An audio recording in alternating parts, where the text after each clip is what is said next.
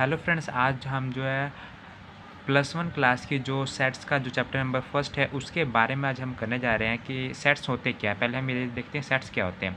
A set is a well defined collection of object. ठीक है, so well defined collection होता है किसी भी ऑब्जेक्ट्स का। ठीक है, तो यहाँ पर ऑब्जेक्ट्स जो यहाँ पर नंबर्स की बात कर रहे हैं, कोई भी ऑब्जेक्ट यहाँ पर वो नंबर होगा। ठीक है, सो अब क्या होता है, जो भी सेट होता है वो हमेशा ही किस कैपिटल लेटर से डिनोट करते हैं। ठीक है, और जो भी एलिमेंट है, जो भी सेट्स के अंदर जो भी सेट्स के अंदर एलिमेंट होगा उसे हम किसी स्मॉल लेटर से डिनोट करेंगे। ठीक है, और हमेशा ही जो सेट्स होते हैं उसको किस में इस तरह करली बेसिस में लिखा जाता है। इस करली बेसिस के अंदर ही सेट्स होता है, यानी जो भी हम ऑब्जेक्ट की बात कर रहे हैं, जिस ऑब्जेक्ट की हम यहाँ पे बात कर रहे हैं वो जो किसके इस करली बेसिस में होगा।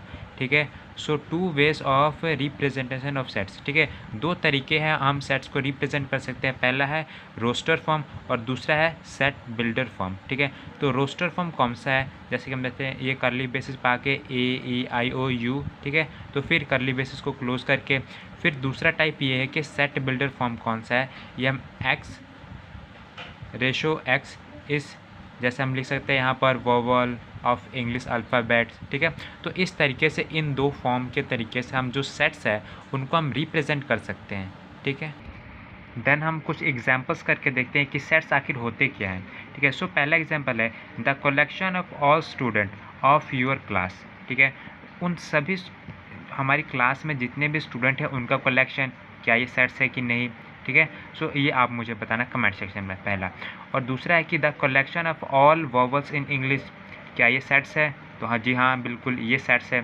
The collection of good mathematician book in a market. ठीक है, सो यहाँ पर बात करें मैथमेटिक्स की बुक की जो कि मार्केट में अवेलेबल है, तो मार्केट में अलग अलग तरह के अलग अलग राइटर्स की जो मैथमेटिक्स की बुक जो अवेलेबल है। अगर किसी से मैं पूछूं, एक लड़का ए से मैं पूछूं कि कौन कौन सी बुक जो वो रेफ़र करेंगे मैथमेटिक्स की, वो कोई और बताएंगे। देन किसी लड़के बी से मैं पूछूं कि कौन कौन सी बुक्स की रेफ़र करेंगे मैथमेटिक्स की, तो वो कोई और बताएगा। तो क्या कहते हैं, ये जो है ये वेल डिफाइंड कलेक्शन फिर ये नहीं रह पाएगा, इसीलिए ये क्या कहते हैं, ये जो सेट्स है ये नहीं है।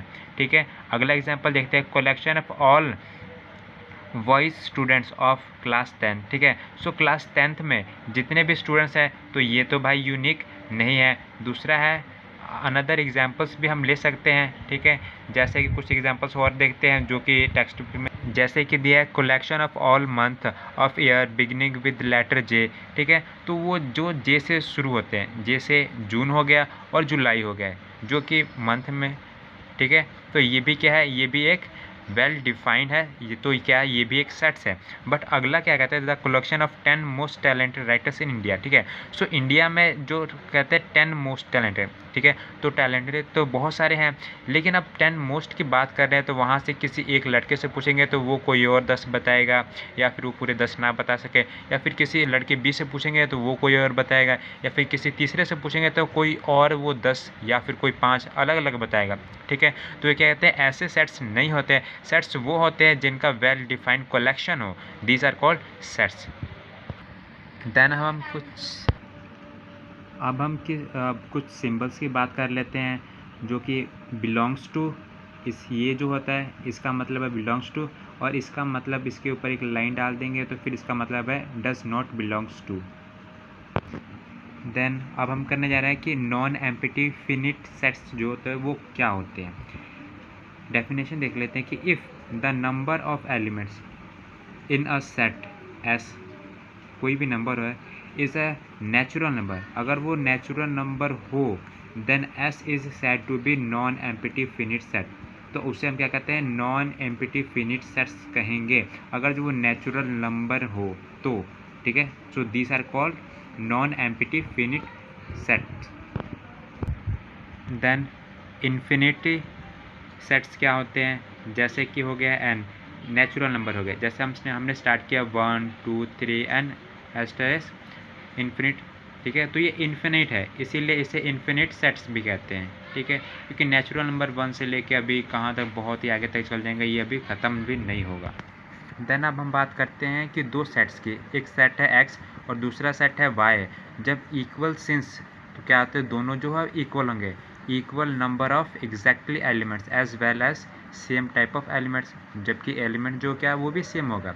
जैसे कि ए है तो ए में हमारे पास क्या है 1 2 3 4, और बी जो दूसरा इक्वेशन है उसमें ए बी सी डी है, ठीक है। So both are number of elements, दोनों में तो एलिमेंट्स है बट क्या है डिफरेंट टाइप के हैं। क्यों? क्योंकि इसमें न्यूमेरिकल्स में इसमें ए बी सी के फॉर्म में आ जा रहा है, ठीक है। तो ये क्या है, ये जो ए है वो बी के इक्वल नहीं है। देन नेक्स्ट देखते हैं, सेकेंड एग्जांपल है। जैसे कि हम देख रहे हैं कि यहाँ पर लेटर जो गॉड होता है, वर्ड गॉड में यहाँ पर का GOD है, लेकिन जब हम वाई एलिमेंट में देखते हैं तो लेटर ऑफ दूसरा जो सेकंड वर्ड है वो क्या है, गुड है। तो यहाँ पे हम ये देख रहे हैं कि जब हम इसका कंबाइन करेंगे x में तो x का क्या है GOD है। देन जब हम y को लिखेंगे तो यहाँ पे G और यहाँ पे डबल ओ है, तो यहाँ पे हम एक ही ओ लेंगे। देन यहाँ पे D लिखेंगे, तो क्या ये सिमिलरिटी है इसमें दोनों में? यस ऑफ कोर्स सिमिलरिटी है। यहाँ पर भी G है और y में भी, यहाँ पर भी G है, यहाँ पर भी O है, यहाँ पर भी O है, और यहाँ पर भी D है, और यहाँ पर भी D है। सो यहाँ पर क्या है, फिर ये क्या होंगे? देन अब x और y जो क्या यहाँ पर दोनों सेम है, तो हम इसे लिख सकते हैं कि s सेम है y के, ठीक है। दोनों ही सेम है क्योंकि यहाँ पर जो G O और D दोनों ही सेम है, इसलिए हम इसे क्या कह सकते हैं, same number of elements and same elements भी हम इन्हें कह सकते हैं, ठीक है। देन ये क्या है, इक्वल सेट्स है, x और y इक्वल सेट्स है। देन वीडियो अच्छी लगी हो तो वीडियो को लाइक और चैनल को सब्सक्राइब जरूर करें ऐसे ही वीडियोस के लिए। देन नेक्स्ट आने वाली वीडियो में हम सबसेट्स करेंगे और इससे रिलेटेड जो और टॉपिक्स है जो कि सेट्स वाले चैप्टर में करने हैं वो भी हम करेंगे। इसलिए वीडियो को लाइक और चैनल को सब्सक्राइब कर लें और बेल नोटिफिकेशन को ऑन पे सेट कर लें। Thanks for watching.